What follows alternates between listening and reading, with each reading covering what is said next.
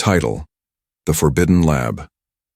Part 1. In the distant future, humanity had spread across the stars, building colonies on countless planets. Among these worlds, rumors whispered of a mysterious place, an abandoned research facility known only as the Forbidden Lab. No one dared go near it. Stories claimed it was haunted by the past experiments, and those who ventured inside never returned. One day, an ex-soldier named Ethan received a cryptic message on his personal comms. It read, "Help, they are still alive. The lab, find the truth." Ethan's heart pounded. He thought it was a prank, until the message repeated itself with a faint voice, almost desperate. Curiosity gnawed at him, but he knew the risks. The lab was off limits, guarded by drones that shot on sight. Still, something about the message wouldn't let him rest. He tried to trace the signal but found nothing. As he paced his small, cluttered quarters, Ethan couldn't shake the feeling that someone needed his help. That night, sleep wouldn't come. The next morning, Ethan gathered his gear: a lightweight exosuit, a plasma cutter, and his old sidearm. He set his ship's course toward the planet where the lab was located, his mind racing with questions. Who sent the message? Why him? Was this some kind of trap? As he approached the planet's surface, the ship's sensors picked up unusual energy readings. The lab's power grid was supposed to be offline, yet there it was, alive and pulsing with power. Ethan's pulse quickened. Maybe the rumors were true. He landed a few kilometers away and made his way on foot, cautious of automated patrols. The terrain was barren and rocky, the sky a sickly yellow. As he neared the lab, he saw scorch marks and old battle debris, proof that others had tried to enter and failed. At the entrance, Ethan noticed something odd. The security gate was slightly open. He crouched, his instincts screaming danger. He listened carefully but heard nothing except the soft hum of machinery. Deeper inside, Ethan took a deep breath and stepped inside. The air was cold and stale, thick with the scent of rust. Broken terminals lined the walls, their screens flickering with static. Suddenly, his comms crackled to life. A distorted voice whispered, "They're watching. Don't trust." Before he could react, something moved in the shadows, a figure hunched and limping. Ethan raised his weapon, but the figure didn't attack. Instead, it whispered, "Help us, they're not gone." Ethan's mind raced. What was still alive here? As he advanced cautiously, the figure disappeared into the darkness. He knew he couldn't turn back now. Whatever the truth was, it was buried deep within the Forbidden Lab, and it wasn't going to reveal itself easily. Part 2. Ethan's footsteps echoed through the dark corridors, each step a reminder that he was now trapped. Inside the forbidden place, the flickering lights made eerie shadows dance on the cracked walls. He tightened his grip on his sidearm, senses heightened. Suddenly, a loud clang rang out from behind. Spinning around, Ethan aimed his weapon, his heart pounding. Nothing, just darkness and the distant hum of the lab's machinery. Sweat trickled down his temple. He couldn't afford to be careless. Ethan moved deeper, guided by the faint glow of his wrist scanner. He could detect faint life signs, but they were scattered and inconsistent, like echoes more than real signals. The air grew colder. As he entered a large chamber, his eyes widened. Suspended in the center of the room was a cylindrical containment unit. Inside, a figure floated, submerged in a viscous green liquid. It was humanoid, but its skin was pale and translucent, with veins pulsing faintly. Ethan cautiously approached the terminal next to it, wiping dust from the screen. A word flashed repeatedly. "Error. Subject unstable." Before he could process it, a whisper brushed against his mind. "Help me. Please." Ethan staggered back, clutching his head. The voice was soft but unmistakable, and it wasn't coming from his comms. Trying to steady himself, Ethan examined the containment unit. Suddenly, a high-pitched alarm blared, and the door slammed shut behind him. He cursed, under his breath. The chamber's red warning lights flickered as the terminal began to display new text. Intruder detected. Biohazard protocol initiated. Panicking, Ethan searched for a way out. He tapped his wrist scanner, trying to hack the lock, but the system fought back. The whisper returned, clearer this time. They're not who they say they are. Free me before they find you. His gut told him to leave, but his conscience wouldn't let him abandon the trapped figure. Ethan knew that whatever secrets this lab held, they were more dangerous than he had imagined. Taking a deep breath, he made his choice. He would free the being, no matter the risk. Part 3. Ethan took a deep breath, his hands trembling as he tapped the terminal. His instinct screamed at him to turn back, but the figure in the containment unit stared at him with pleading eyes. The lab's alarms grew louder, and he knew time was running out. He bypassed the security protocols, his hacking skills barely enough to break through the layers of encryption. The containment unit hissed, and the green fluid slowly drained away. The figure collapsed to the floor, gasping for air. Ethan rushed forward, helping the being sit up. The creature looked human, but something about its movements was unsettling. Too fluid, too precise. It whispered, "They did this. Changed me. Need to escape." Before Ethan could respond, the room shook violently. A mechanical voice announced, "Experiment released. Security measures activated." Heavy footsteps echoed from the hallway. Ethan's heart pounded as he realized they were not alone anymore. The creature grabbed his arm, eyes wide with terror. "They're coming, they'll take us both." Thinking fast, Ethan scanned the room for an exit. The only way out was a maintenance shaft in the far corner. As the footsteps grew closer, he pulled the creature with him, forcing open the rusty grate.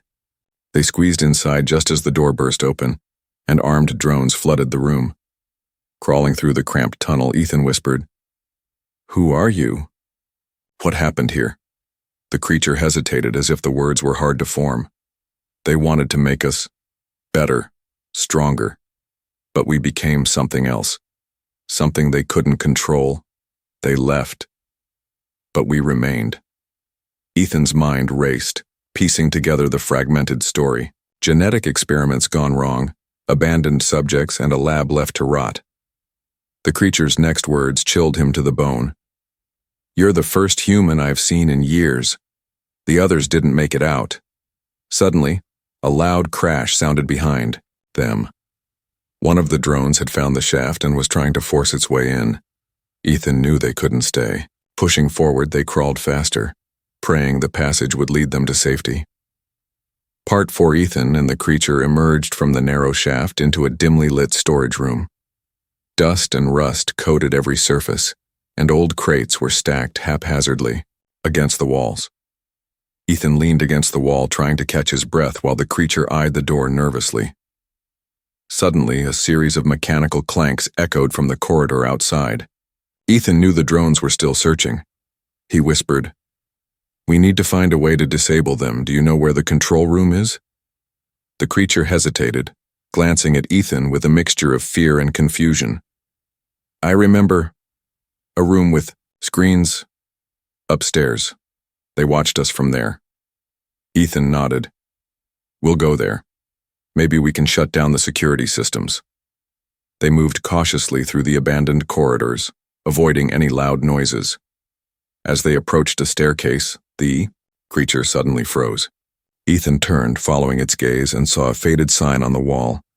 Project Ascendancy, Subject 13, Successful Integration. The creature shivered, its voice barely above a whisper. "I'm Subject 13.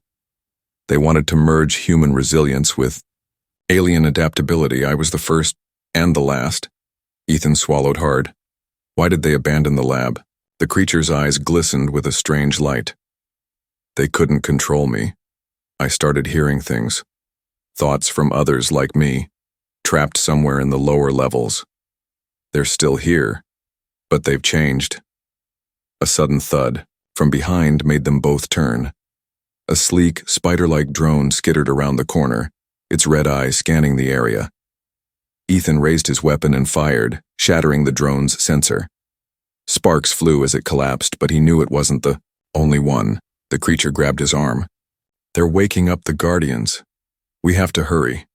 If the Guardians find us, they'll tear us apart. Ethan clenched his jaw, guiding the creature up the stairs. The more he learned, the more he realized that whatever was hidden in the lab's lower levels was far worse than he had imagined.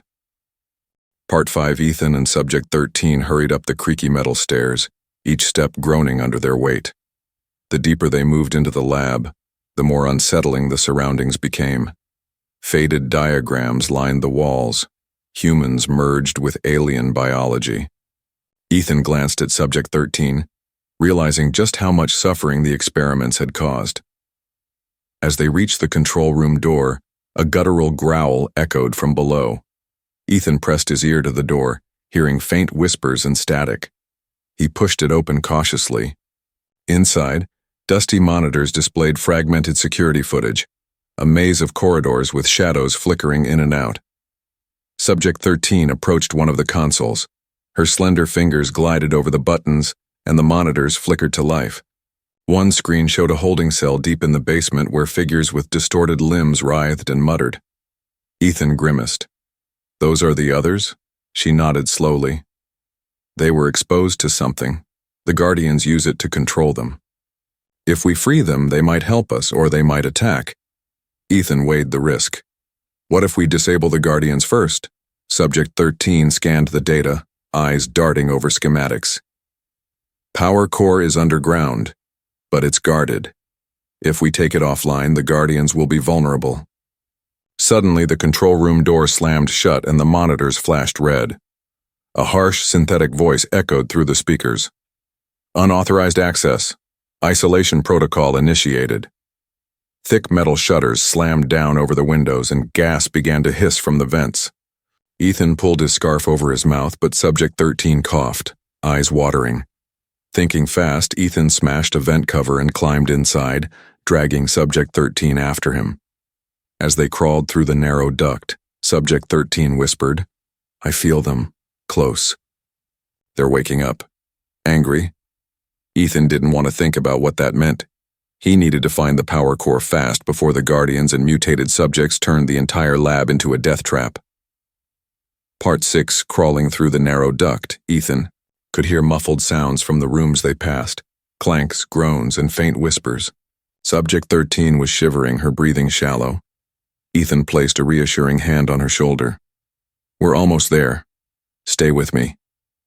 Suddenly, the duct shook violently. A loud crash reverberated through the tunnel, and Ethan knew the Guardians were tearing the place apart. He pushed forward faster, desperate to reach the power core. They finally dropped into a maintenance room just outside the power core chamber. Ethan peeked through the door's cracked glass, spotting 2 hulking mechanical Guardians patrolling the core. Their limbs were sleek but clawed, and their eyes glowed with a cold blue light. Subject 13 touched his arm. "They're linked to the core. If we disable it, they'll lose connection, at least for a while." Ethan took a deep breath.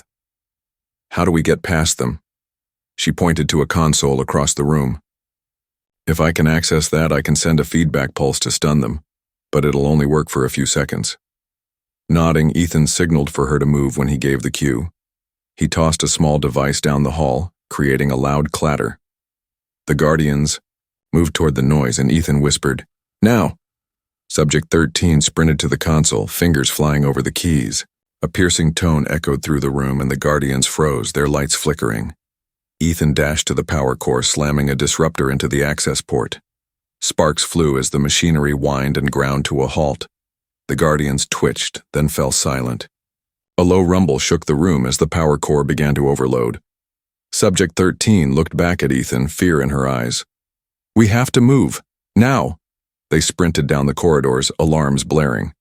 As they passed containment rooms, Ethan saw the mutated subjects stirring, their twisted faces reflecting both fear and confusion. Without the core controlling them, they seemed more human, more aware. A familiar whisper filled Ethan's mind. "Free us. Don't leave us here." He hesitated, glancing at Subject 13. "Can we help them?" She bit her lip, guilt flashing in her eyes. "If we overload the core completely, it'll destroy the whole lab, and everyone inside."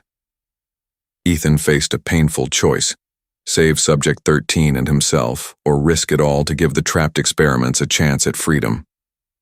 Part 7. Ethan stood in the flickering light of the failing power core, sweat dripping down his face. The whole lab trembled beneath their feet, metal groaning like it was about to break apart. Subject 13 looked at him, eyes filled with hope and fear. "We can't just run away," she said softly. "If we leave, they'll stay trapped forever." Ethan's mind raced. The alarms screamed around them, and somewhere deep below, the other experiments stirred, waiting for freedom. Or destruction. He clenched his fists. "Then we fight. For them, for us." Suddenly, the ground shook violently and a massive blast door slammed shut behind them. They were trapped. Without hesitation, Subject 13 reached for a hidden panel on the wall and pressed a sequence of buttons. The lights dimmed and a holographic map flickered to life.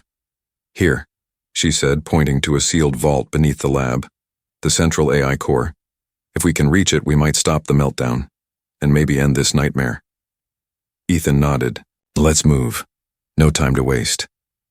They raced through twisting tunnels, dodging fallen debris and flickering sparks. The roar of collapsing structures grew louder behind them. When they reached the vault, the door was sealed tight. Ethan used his sidearm to blast the lock while Subject 13 hacked the panel.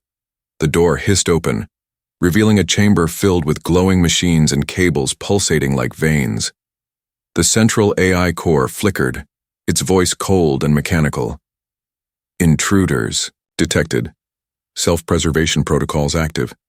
Ethan stepped forward. "This lab has caused enough pain. It's over." Subject 13 placed her hand on the console, fingers dancing across controls. The AI resisted, sending waves of energy that shook the room, but together they fought back. Ethan shielding her from blasts, Subject 13 overriding the core. Finally, the AI's voice faltered. "System shutting down." The humming slowed. Lights faded and silence fell. Outside, the mutated experiments quieted, their tortured minds finally free. Ethan looked at Subject 13. "We did it. The lab's secret is no longer forbidden." She smiled faintly. "Now maybe we can find a new beginning." As they stepped out into the dawn light, the lab collapsed behind them, burying its dark past forever. Part 8 weeks had passed since the lab's collapse. Ethan and Subject 13 had barely escaped with their lives. They thought the nightmare was over. But one cold morning, a mysterious signal pulsed through Ethan's communicator. It was faint, but unmistakable. The lab's AI core was still alive somewhere deep underground. Subject 13's eyes widened. They didn't destroy everything. Some part of the system survived. Ethan's jaw tightened. If that AI wakes again, it could restart the experiments. Or worse. Without hesitation, they set off for the ruins. This time they wouldn't just be escaping. They would finish what they started. As they approached the lab's shattered entrance, a strange energy field flickered around the ruins. Something was waiting for them. And this time, it wasn't alone.